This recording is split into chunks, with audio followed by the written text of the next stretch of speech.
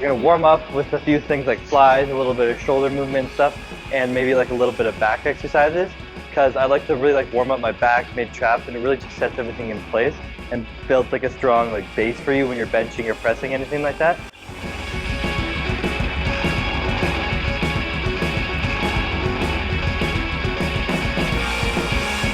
Alright, so first big compound movement, we're starting with an incline barbell.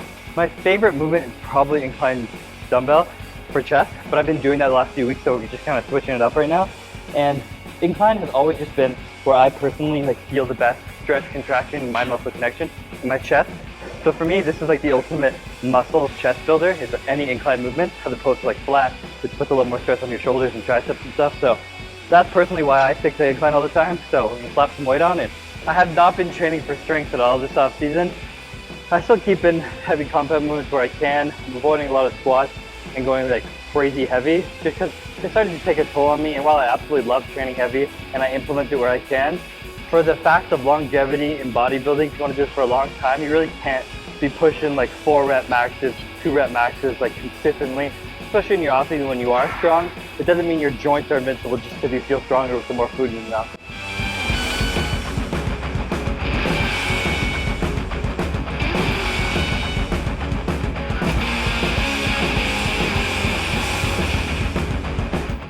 So we're going to do a little drop set now, back off set on the last one here.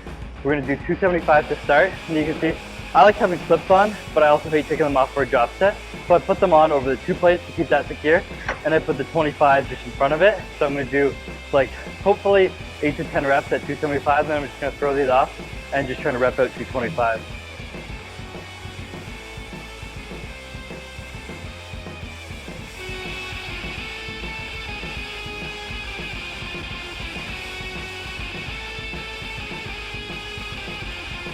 Alright, next exercise we're going to move on to a kind of within the movement drop set of flies. So I'm going to be doing dumbbell flies. Not quite so failure, a little bit before, if you follow RPE, maybe RPE 8 or 9. And then when it starts to get too much, I'm going to do the fly down, bring the dumbbells in, and then press up. So control the negative down of the fly, but then you bring it in at the bottom, and then you press it back up.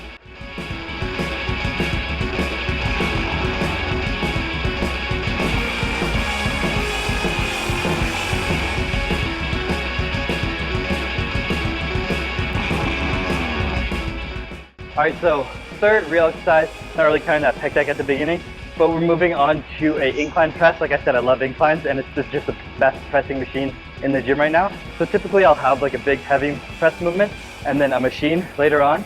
And because we've already done a decent amount of volume throughout the workout, this is just going to be one set where I'm going to do a rest pause with the drop set. So I'm going to do a set at a heavy weight, rest pause, wait 15 seconds, do that same way, go to failure, and then I'm going to drop it and then do hopefully 8 to 10 reps, rest pause 50 seconds, stay the same way, and then go to failure again. So it's a total of kind of 4 sets within one set, blast out a bunch of volume, and then 1 set on here, and get out.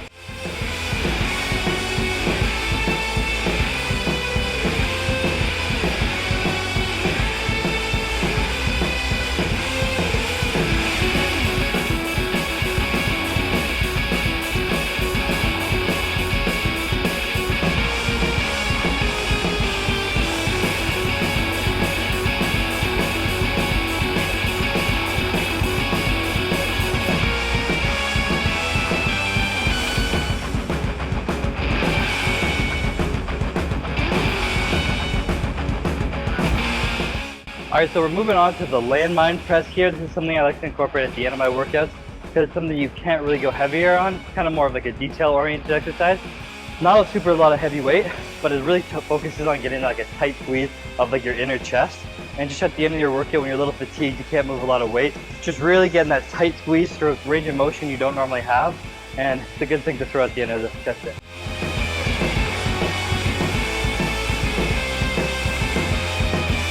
A big thing I've noticed in training with a lot of other bodybuilders, especially the really bigger bodybuilders who have a lot of muscle on them, with the big hanging chest, is it's not so much it is a lot of it, of course, is genetics, but I think a big part of their genetic component is that they have a really good mind-muscle connection to their chest. So when you see their bench, it doesn't look like they're trying to move the weight. It looks like they're holding a weight and they're trying to contract their pecs first. So every time you're doing a movement on chest day, don't just think, get the weight from here to here. Think, squeeze your chest first and bringing your elbows together.